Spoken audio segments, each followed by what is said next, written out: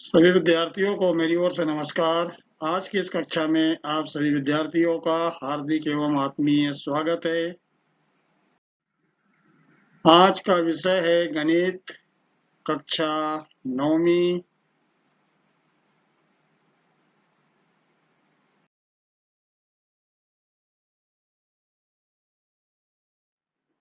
आज हम चर्चा करेंगे सर्वप्रथम ग्रहकारी के प्रश्नों पर, फिर उसके उपरांत बार बार के जोड़ को गुना के रूप में किस प्रकार से लिखते हैं इस पर विस्तृत चर्चा करेंगे और अंत में आपको ग्रहकारी के लिए दिए जाने वाले प्रश्नों पर चर्चा करेंगे। आइए अब हम आज ग्रहकारी के प्रश्नों पर चर्चा करें। तो आपको कार्यपत्रक 3 दिया गया था, जिसमें 4 प्रश्न थे और चारों ही प्रश्न 3 अंकों की संख्याओं में से 3 अंकों की संख्याओं को घटाने से संबंधित थे। आइए हम पहले प्रश्न को देखें। पहले प्रश्न में हमें 926 में से 659 को घटाना था। जैसा कि आप जानते हैं, 6 इकाई में से हम 9 इकाई को नहीं घटा सकते हैं, अतः हमें दहाई से उधार लेने की आवश्यकता होगी। अतः हम यहाँ से 2 को कैंसिल करेंगे, तो यहाँ पर बचेगी 1 दहाई और 1 दहाई के बदले में 10 इकाई के पास पहुँचेगा। 6 यहाँ से कैंसिल होगा और 10 इकाई इसको उधार मिली है, तो 10 और 6 16 इकाई हो जाएगी। 16 इकाई में से यदि हम 9 इकाई घटाएंगे तो बचेगी यहाँ पर 7 इकाई। तो आइए हमने 7 इकाई को उसके निर्धारित स्थान पर लिख दिया। अब हमें 1 दहाई में से 5 दहाई को घटाना है। चूंकि 1 दहाई में से 5 दहाई को घटाना संभव नहीं है, अतः सैकड़े से हमें उधार लेना पड़ेगा। तो सैकड़े के अंक 9 को हम काटेंगे। यहाँ बचेगा, सैकड़े के स्थान पर बचेगा 8, 1 भी यहाँ से कटेगा और दहाई यहाँ पर हो जाएगी 11। अब हम 11 दहाई में से 5 दहाई को घटा सकते हैं, तो दहाई बचेगी हमारे पास में 6। इस प्रकार से हमने ये देखा कि 11 दहाई व 5 दहाई का अंतर 6 है। अब हमें 8 सैकड़े में से 6 सैकड़े को घटाना है, तो यहाँ पर बचेंगे हमारे पास 2 सैकड़े। तो इस प्रकार से हमने ये देखा कि यदि 926 में से 659 को घटाते हैं तो हमारे पास संख्या शेष बचेगी 267। आइए अब हम प्रश्न नंबर 2 को देखें।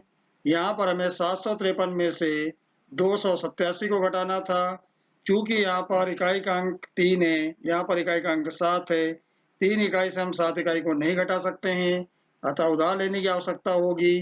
तो 5 यहाँ से कटेगा, दहाई के स्थान का 5 और ऊपर हो जाएगा दहाई के जगह पर 4। और अब हमारे पास में इकाई का मान हो जाएगा 3 के कटने के बाद में 10 और 3 13। अब हम 13 इकाई में से 7 इकाई को घटा सकते हैं, तो जब हम 13 इकाई में से 7 इकाई को घटाएंगे तो इकाई बचेगी 6। अब बारी है कि दहाई से दहाई के अंक को घटाना है।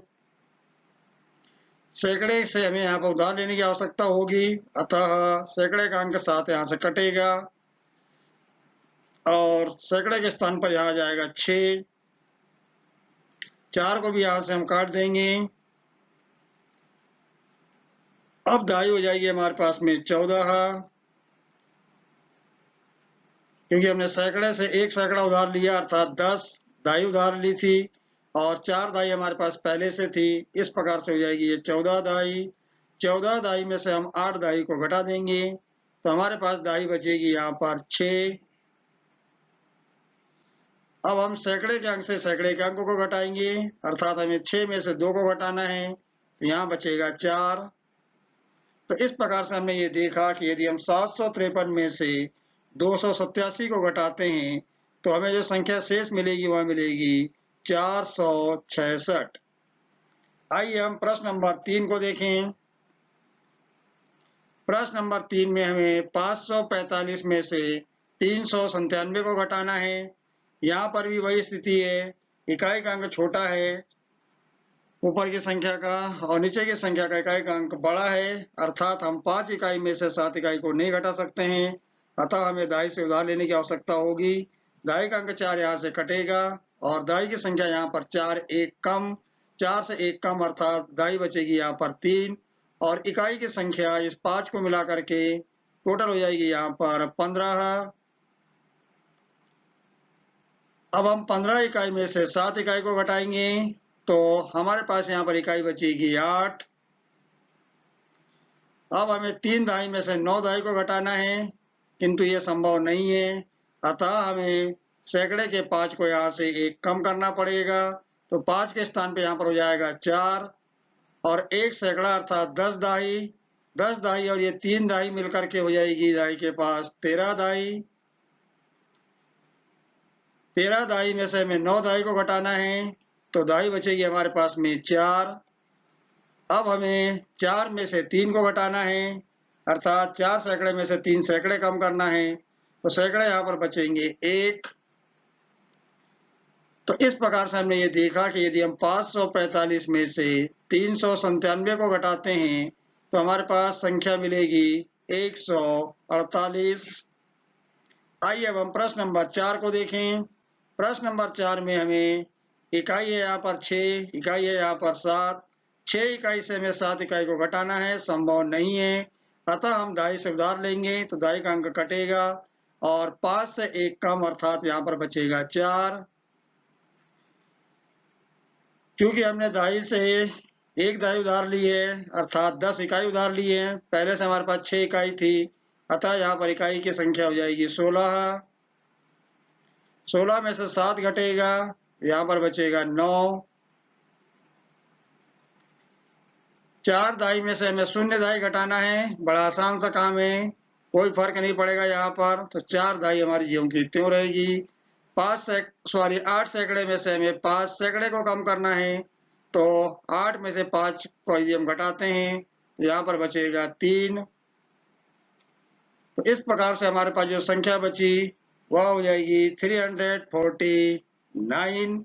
तो ये इस प्रकार से आपको जो हमने गृह कार्य दिया था, इस गृह कार्य के प्रश्नों को आपने हल यदि किया है तो मैंने जो हल बताया है आपको, इन हल का आप मिलान कर लीजिए और यदि मेरे हल से आपके हल मिल रहे हैं तो निश्चित रूप से आप धन्यवाद के पात्र हैं और इसी प्रकार से आप दिए गए गृह कार्य को पूर्ण करते रहिए ताकि आपका अध्ययन जो है जारी रहेगा। आइए अब हम गुना को समझने के लिए एक इबारती प्रश्न लेकर के चल रहे हैं। इबारती प्रश्न है हमारे पास, एक बल्लेबाज द्वारा किसी मैच में कुल 100 रन बनाए गए जिसमें 5 छक्के व 7 चौके शामिल हैं।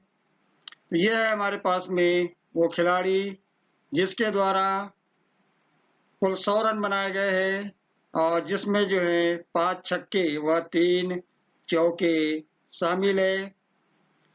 हम ये देखना चाहते हैं कि बल्लेबाज ने 5 छक्के की मदद से कुल कितने रन बनाए और 7 चौके की मदद से उसने कुल कितने रन बनाए। तो आइए हम सबसे पहले 5 छक्के की बात करें, तो हम सबसे पहले यहाँ पर लिखेंगे 6 plus 6 plus 6 plus 6 plus 6 plus, अब हमें करने की आवश्यकता नहीं है कि उसने 5 छक्के लगाए हैं, अर्थात यहाँ पर उसे एक बॉल पर, छक्के का अर्थ होता है कि एक बॉल पर 6 रन मिलना, तो उसे यहाँ पर उसके द्वारा जो छक्के लगाए गए हैं वह लगाए गए हैं कुल 5 छक्के। यदि हम कुल रन ज्ञात करना चाहते हैं तो 6 धन 6 धन 6 धन 6 धन 6 करेंगे, तो 6 और 6 12, 6 18, 6 24 और 6 30। तो ये हमने यहाँ पर 6 में 6 को 5 बार जोड़ करके 30 को प्राप्त कर लिया। यदि इसको हम गुना के रूप में लिखना चाहते हैं तो हम गुना के रूप में इसे किस प्रकार से लिखेंगे। तो चूंकि आप यहाँ पर देख रहे हैं कि हमने 6 में 6 को 5 बार जोड़ा है तो हम यहाँ लिखेंगे 5 गुना हो जाएगा 6, और अब हमें 5 गुना 6 का यदि पहाड़ा नहीं भी याद है, चूंकि हमने यहाँ पर बार बार जोड़ करके देख लिया है कि हमें 30 मिल रहा है, तो हम यहाँ पर बराबरी से लिख देंगे 30। तो इसका अर्थ ये हुआ कि 5 छक्का 30 होता है। ये हम यहाँ पर इस 5 छक्के के उदाहरण के माध्यम से समझ गए। हम प्रारंभ में जब हमें गुणा याद नहीं होता है तब हम जोड़ करके देखते हैं, बार बार जोड़ के देखते हैं, और जब हमें लगता है कि हम एक ही संख्या में जब एक ही संख्या को बार बार जोड़ रहे हैं तो क्यों नहीं हम उसे गुना के रूप में लिख करके पहाड़े को हम याद कर लें और सीधा हमें अपना आंसर लिख दें। तो 6 प्लस 6 प्लस 6 प्लस 6 प्लस 6 का मान हमें मिला 30। इसको हमने गुना के रूप में लिख दिया 5 गुना 6 बराबरी से 30। आइए हम इसी प्रकार से चौके की बात करें। तो चौके के लिए आपको पता है कि 7 चौके लगाए हैं उसने, अर्थात एक बाल पर उसने 4 रन बनाए हैं। तो कुल मिलाकर के 7 चौके लगाए हैं, अर्थात उसने यहाँ पर 4 धन 4 धन 4 धन 4 धन 4 धन 4 धन 4। तो इस प्रकार से आपने आप देखा यहाँ पर कि हम 4 में 4 को कितनी बार जोड़ रहे हैं, तो 1 बार 2 बार 3 बार 4 बार 5 बार 6 बार और 7 बार। यदि हम ये देखना चाहते हैं कि इसने 7 चौके की मदद से कितने रन बनाए, तो हम जोड़ेंगे यहाँ पर। तो 4 4 8 8 4 12 12 4 16 16 4 20 20 4 24 24 4 28। तो ये इस प्रकार से हमें पता चल गया कि 7 चौके यानी उसने 28 रन बनाए। अब यदि इसको हम गुना के रूप में लिखना चाहते हैं तो हमें यह देखना पड़ेगा कि हमने 4 में 4 को कितनी बार जोड़ा। तो आप देख रहे हैं कि 7 चौके लगाए हैं, इसलिए हमने 4 में 4 को 7 बार जोड़ा। 7 गुना ये हो जाएगा 4, और बराबरी से हमने 28 लिखा, तो यहाँ पर भी हम बराबरी से 28 लिख सकते हैं। तो ये हम यहाँ पर समझ गए कि यदि हम 7 में 4 का गुना करेंगे तो हमें मिलेगा 28, जिसको हम पहाड़े के रूप में पढ़ेंगे 7 चौको 28। तो ये इस प्रकार से आपने यहाँ पर एक बल्लेबाज द्वारा किसी मैच में कुल 100 रन बनाए गए, जिसमें 5 छक्के व 7 चौके शामिल है। हमने ये पता लगाने का प्रयास किया कि 5 छक्के से कितने रन बने और 7 चौके से कितने रन बने। तो आपने यहाँ पर देखा कि 5 छक्के से रन बने हैं, जब हमने जोड़ करके देखा तो 30 बने, और यदि हमें पहाड़ा याद है तब भी हम कह सकते हैं कि 30 रन बने। 7 चौके की यदि हम बात करें तब हम कहेंगे कि कुल 28 रन बने हैं, और यदि हमें 7 चौकों यदि पहाड़ा याद है यदि हमें, तब हम यहाँ पर 28 लिखेंगे। तो ये इस प्रकार से आपने देखा कि गुना की उत्पत्ति कहाँ से हुई है। तो गुना जो है वो बार बार जोड़ने की प्रक्रिया से ही इसकी उत्पत्ति हुई है। हम गणित की भाषा में ऐसे कहते हैं कि बार बार जोड़ने की क्रिया को ही हम गुना की क्रिया कहते हैं। तो चूंकि हमने यहाँ पर 6 में 6 को 5 बार जोड़ा है, तो बार हम जो लिख रहे हैं 6 जितनी बार यहाँ पर लिखा हुआ है उसको हम सबसे पहले लिख देंगे, और उसके बाद हम लिखेंगे यहाँ पर 6 को, और 5 गुना 6 करेंगे तो हमें मिलेगा यहाँ पर 30। इसको हम पढ़ सकते हैं पहाड़े के रूप में कि 5 छक्का 30, यानी 5 छक्के अर्थात हो गया 30, और 7 चौके अर्थात हो गया 28। तो ये इस प्रकार से आपने यहाँ पर गुना को समझने का प्रयास किया। आइए हम आगे इसी प्रश्न से संबंधित एक गतिविधि देखते हैं। तो ये है हमारे पास में एक क्रिकेट का मैदान जो किसी स्टेडियम में हो रहा है। ये वाली व्यवस्था दर्शकों के बैठने की व्यवस्था है। ये आपको यहाँ पर पिच दिखाई दे रही है, ये आपको यहाँ पर मैदान दिखाई दे रहा है घेरे में। यदि बाल बाउंड्री को टच होते हुए बाउंड्री से बाहर निकलती है तब उस बाल पर चौका मिलता है, अर्थात 4 रन मिलते हैं। और बाल यदि सीधे बाउंड्री को क्रॉस करती है तो ऐसी स्थिति में जो रन मिलते हैं उनको हम बोलेंगे कि खिलाड़ी को एक बाल पर 6 रन मिले। तो आप क्रिकेट के खेल से और उसके मैदान से आप भली भांति परिचित है। ये मैंने केवल आपको एक गतिविधि के लिए इसको दिखाने का प्रयास किया। आइए अब हम एक खेल के मैदान की चर्चा करें जहां पर एक बल्लेबाज अपने रन तैयार कर रहा है। तो ये है हमारे पास एक क्रिकेट का मैदान जिसमें एक बल्लेबाज बैटिंग कर रहा है। ये इसके पास एक पहली बॉल आई और पहली बॉल पर उसने ये छक्का लगा दिया। दूसरी बॉल आई, दूसरी बॉल पर भी छक्का लगा दिया। तीसरी बॉल पर भी छक्का लगा दिया और चौथी बॉल पर भी छक्का लगा दिया। पांचवी बॉल पे छक्का लगा दिया और अब आई इसके पास में जो बॉल, उस पर उसने 4 रन बना लिए। अर्थात ये बॉल जो है बाउंड्री को टच करते हुए जा रही है। ये आई दूसरी बॉल, इस पर भी इसने चौका बना दिया। फिर आई ये तीसरी बॉल जिस पर भी चौका बना। ये आई उसके बाद में चौथी बॉल जिस पर फिर उसने चौका बना दिया। ये है पांचवी बॉल, ये है छठवीं बॉल और ये है सातवीं बॉल। तो यदि हम यहाँ ये जानना चाहते हैं कि 6 की मदद से या छक्के की मदद से उसने कुल कितने रन बनाए, तो आपको यहाँ दिखाई दे रहा है 6 धन 6 धन 6 धन 6 धन 6 बराबरी से 30 रन बना लिए। यदि इसको हम गुना के रूप में लिखेंगे तो गुना के रूप में लिखेंगे इसको हम 5 गुना 6 बराबरी से 30। उसी प्रकार से यदि हम चौके की बात करेंगे तो चौके लगे हैं यहाँ पर 4, 1, 2, 3, 4, 5 और ये 6 और ये 7 चौके। 7 चौके की मदद से उसने कितने रन बनाए, तो हम सबसे पहले 4 में 4 को जोड़ के देखेंगे। तो 4 धन 4 धन 4 धन 4 धन 4 धन 4 धन 4 बराबरी से हो जाएगा 28। या इसको हम गुना के रूप में लिखेंगे 7 गुना 4 बराबरी से 28। तो इस उदाहरण के माध्यम से हमने ये समझने का प्रयास किया कि 6 चौकों कितना होता है, सॉरी 6 पंचे कितना होता है और 7 चौकों कितना होता है। तो आपने यहाँ पर ये देखा कि 5 छक्का 30 होगा और 7 चौकों 28 होगा। ये हमने यहाँ पर इस उदाहरण के माध्यम से समझने का प्रयास किया।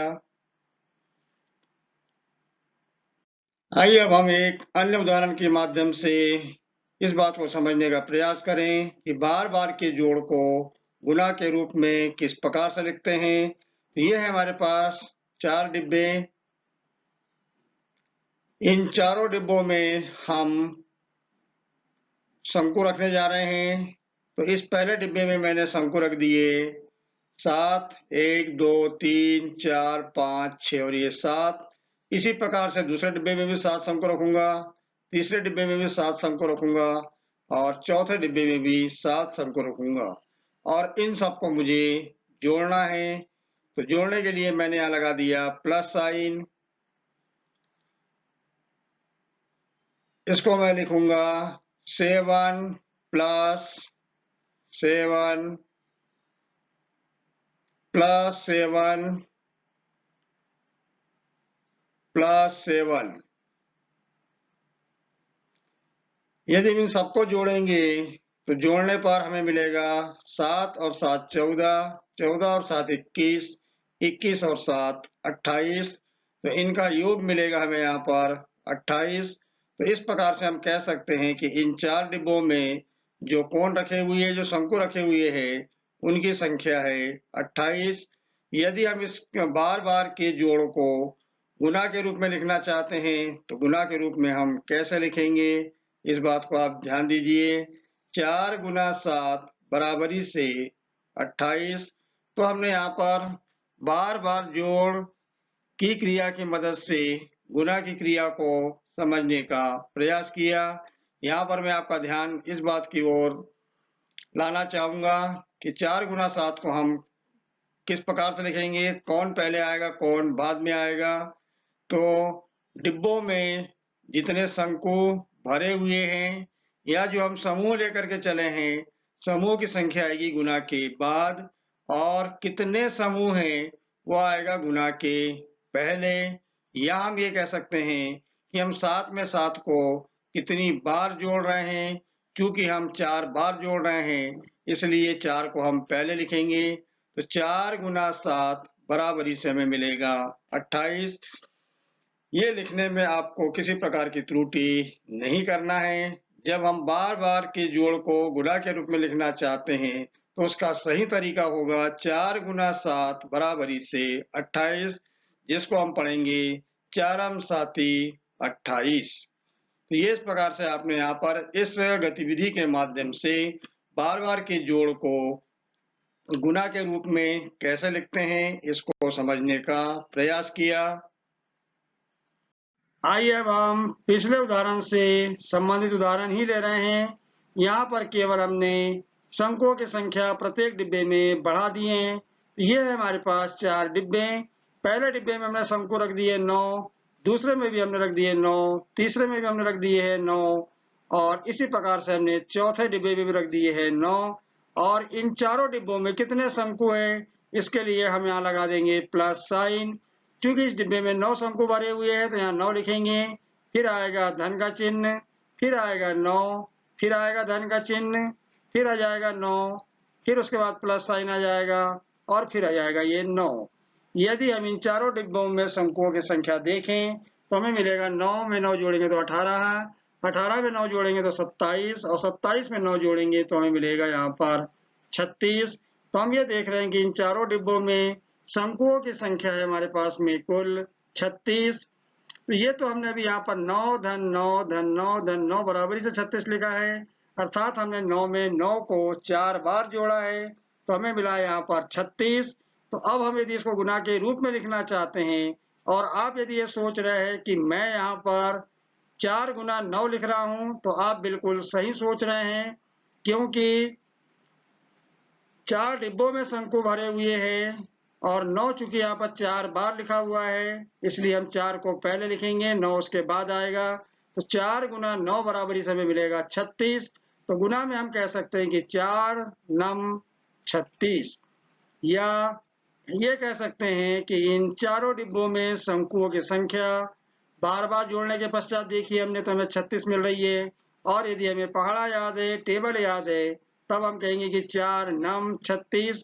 तो हम गुना की प्रक्रिया को यदि समझ जाएंगे तो हम सीधे ही ये बताने की स्थिति में रहेंगे कि हमारे पास में इन 4 डिब्बों में कुल कितने शंकु है।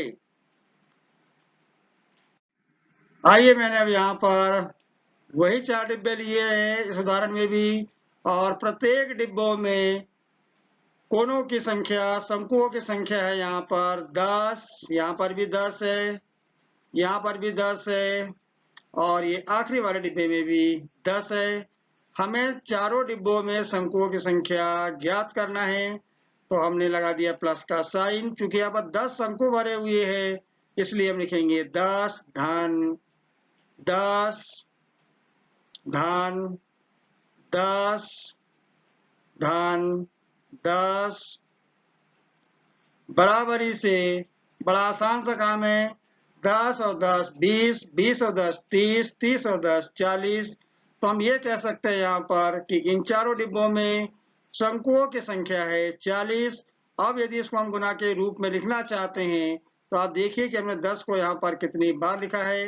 ये हमारा तीसरा उदाहरण बिल्कुल पिछले उदाहरणों से संबंधित है। तो आइए हम इसको देखेंगे। तो इसको हम लिखेंगे यहाँ पर 4 गुना 10, तो बराबरी से हो जाएगा ये 40। तो इस प्रकार से हम कह सकते हैं कि इन चारों डिब्बों में शंकुओं की संख्या है 40। तो ये इस प्रकार से हमने इस उदाहरण के माध्यम से भी बार बार जोड़ने की प्रक्रिया से 40 का मान प्राप्त किया, और गुना की क्रिया में भी हमने 40 ही मान प्राप्त किया है। अब आप समझ गए होंगे कि बार बार जोड़ने की प्रक्रिया के बजाय यदि हमें टेबल याद है तो गुना की प्रक्रिया आसान होती है, और गणित की भाषा में हम कहते हैं कि बार बार जोड़ने की प्रक्रिया जो है वही गुना की क्रिया कहलाती है। तो अब आप यहाँ पर ये समझ गए होंगे कि गुना से हमारा क्या तात्पर्य है। अब हम गृहकार्य के प्रश्नों पर चर्चा करें। प्रश्न है, बार बार के जोड़ को गुना के रूप में लिखते हुए संख्याएं बनाइए। पहला प्रश्न है, 2 धन 2 धन 2 धन 2 धन 2 धन 2 बराबरी से, इसको हमने लिखा है 6 गुना 2 बराबरी से 12। देखिए उदाहरण आपके पास दिया हुआ है, इसकी मदद से आप बाकी प्रश्नों को हल करेंगे। तो दूसरा प्रश्न है आपका, 5 धन 5 धन 5 धन 5 धन 5 धन 5 धन 5 धन 5 बराबरी से रिक्त स्थान गुना 5 बराबरी से रिक्त स्थान। तीसरा प्रश्न है, 4 धन 4 धन 4 धन 4 धन 4 धन 4 धन 4 बराबरी से रिक्त स्थान गुना 4 बराबरी से रिक्त स्थान। चौथा प्रश्न है, 3 धन 3 धन 3 धन 3 धन 3 धन 3 धन 3 धन 3 धन 3 बराबरी से रिक्त स्थान गुना 3 बराबरी से रिक्त स्थान।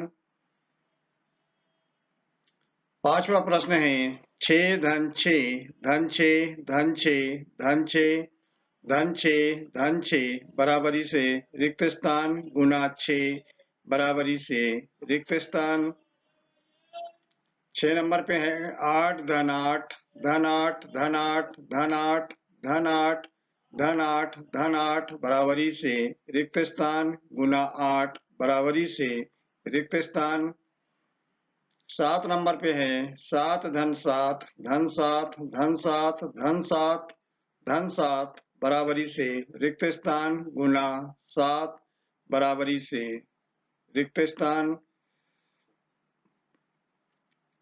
8वां प्रश्न है, 9 धन 9 धन 9 धन 9 धन 9 धन 9 बराबरी से रिक्त स्थान गुना 9 बराबरी से रिक्त स्थान। 9 नंबर पे है, 8 धन 8 धन 8 धन 8 धन 8 बराबरी से रिक्त स्थान गुना रिक्त स्थान बराबरी से रिक्त स्थान। 10 नंबर पे है, 7 धन 7 धन 7 धन 7 धन 7 धन 7 धन 7 बराबरी से रिक्त स्थान गुना रिक्त स्थान बराबरी से रिक्त स्थान। प्रश्न नंबर 11 है, 6 धन 6 धन 6 धन 6 धन 6 धन 6 धन 6 धन 6 धन 6 बराबरी से रिक्त स्थान गुना रिक्त स्थान बराबरी से रिक्त स्थान। आखिरी प्रश्न है, 9 धन 9 धन 9 धन 9 धन 9 धन 9 धन 9 धन 9 बराबरी से रिक्त स्थान गुना रिक्त स्थान बराबरी से रिक्त स्थान। तो इन प्रश्नों को आपने अपनी नोटबुक में नोट कर लिया होगा। जब आपकी अगली कक्षा होगी तो इस गृहकार्य के प्रश्नों के हल को आपको दिखाया जाएगा, और मैं उम्मीद करता हूं कि आप ये पूरे 12 प्रश्न में, जिसमें एक उदाहरण सम्मिलित है, तो इन प्रश्नों को आप अपने नोटबुक में हल करेंगे और मेरे द्वारा बताए गए हल से इनका आप मिलान कर लेंगे। सभी विद्यार्थियों को नमस्कार एवं धन्यवाद। आज की इस कक्षा को मैं यहीं पर विराम दे रहा हूं। अतः मेरी ओर से पुनः नमस्कार।